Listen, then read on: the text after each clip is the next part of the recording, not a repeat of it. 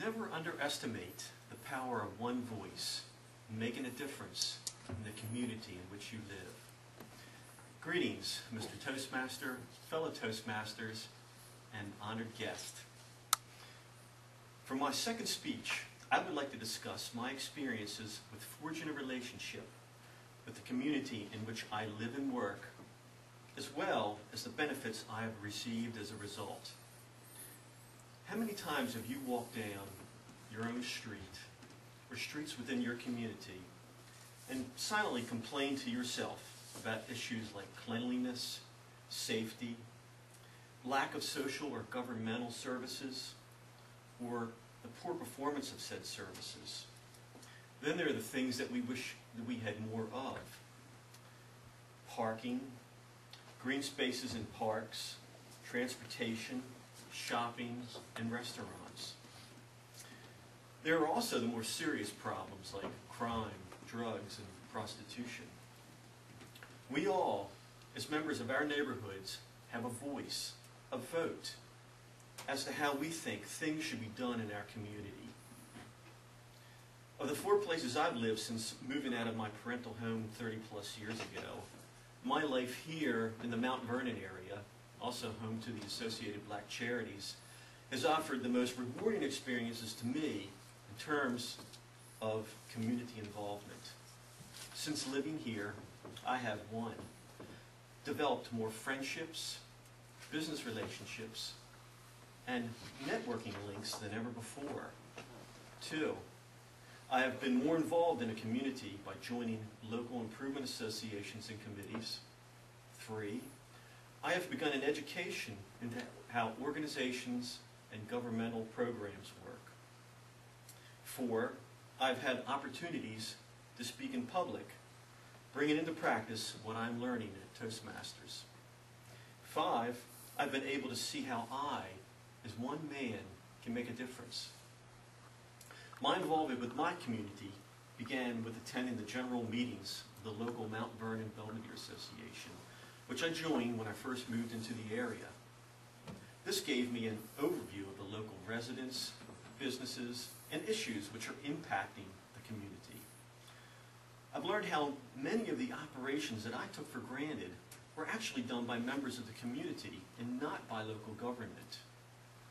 I discovered how limited the city's budget and programs were at actually doing things I assumed they should be responsible for, and how the community groups just picked up the slack and worked on jobs for the benefit of us all.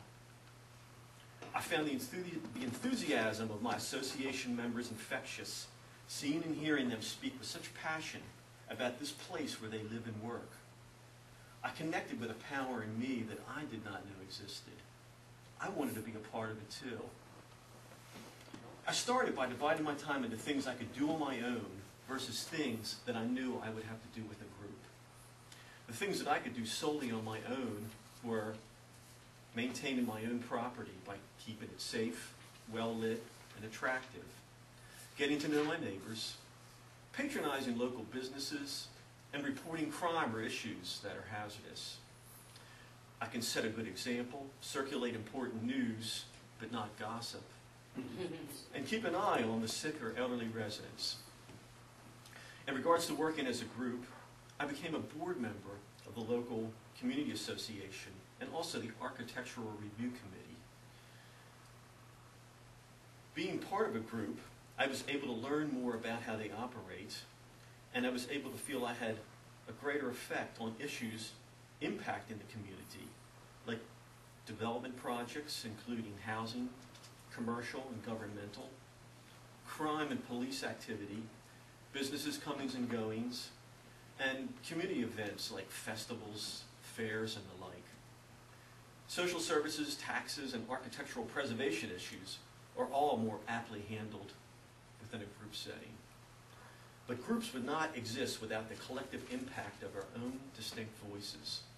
Volunteering and being part of a group gives one a greater sense of accomplishment, taking on jobs which seem too intimidating for one person. Current issues our local association has addressed recently are the addition and impact of a homeless shelter which is moving into our area, trash collection and recycling, illegal bottle clubs, and the formation of the Conservancy. The Conservancy is a community-led group that will oversee the renovation and maintenance of the Mount Vernon Park and the Washington Monument, which, by the way, is one of the greatest parks in America. We support local institutions like the Flower Mart, Holly Tour, First Thursday's concerts and gallery openings, Artscape, and the Monument Lady at Christmas. The revitalization of the Charles Street corridor and discussions about the creation of a trolley system to bring visitors up from the Inner Harbor area to further points north are some of the other issues that our board has recently reviewed. Finding out about and supporting a free circulator bus program has also been approved by the board and will give residents greater access to surrounding neighborhoods.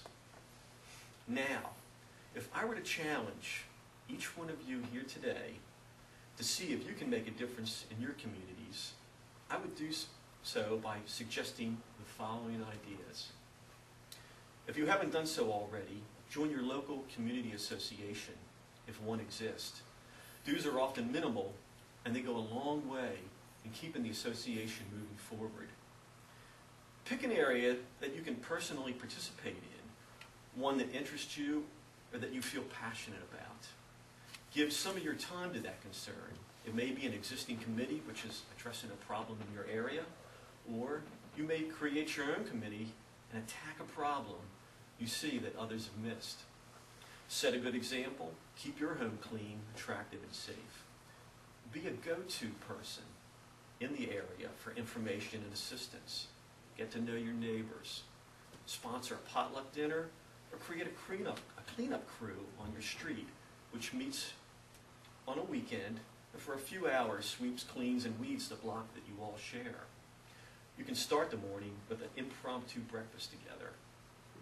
Last, use the speaking skills that you have developed at Toastmasters to inform, educate, and promote change within the place that you live. Can one person make a difference? My answer is yes. One's own backyard, the places we live, work, and play, give us all the opportunity to prove this to ourselves. Never underestimate the power of one voice.